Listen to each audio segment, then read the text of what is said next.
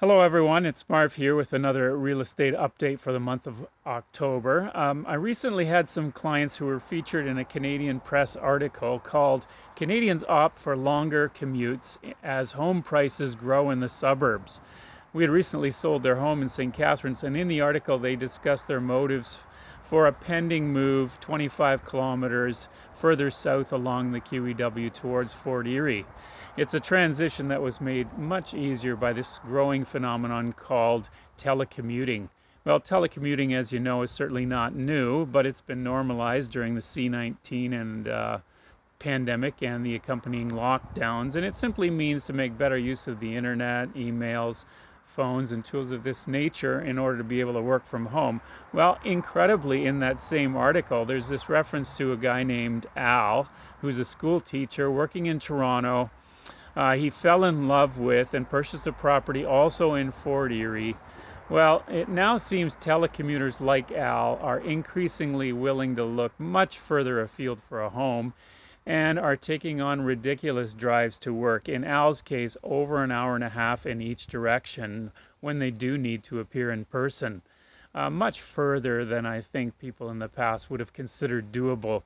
Well, Al says that even if his students' Zoom classes eventually end and he's required to return to the classroom in person, he'll happily do so, knowing that he can continue to have cheerful interactions with his new neighbors in Crystal Beach and also be able to listen to CHFI, his commuting radio station. Wow, who knew that Darren and Mo in the morning and the no repeat workday would be affecting our area real estate?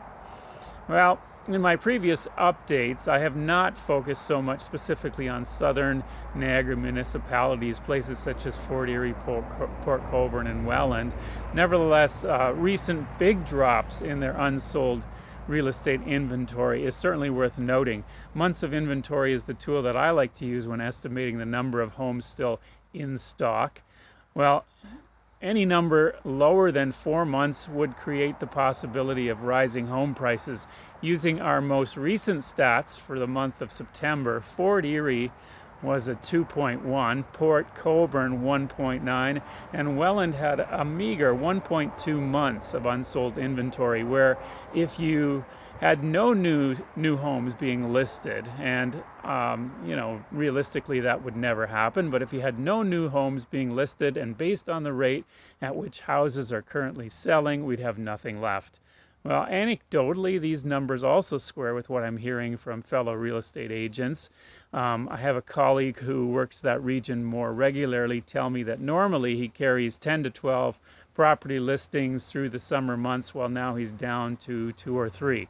So it seems like real estate sales in southern Niagara municipalities are certainly thriving. Going forward, I would expect more inventory headed into the fall, which should certainly help balance this scenario.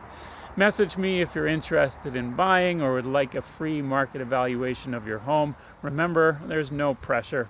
We can always start with a chat. I'll be back next month to tell you more, and thanks for listening, everyone.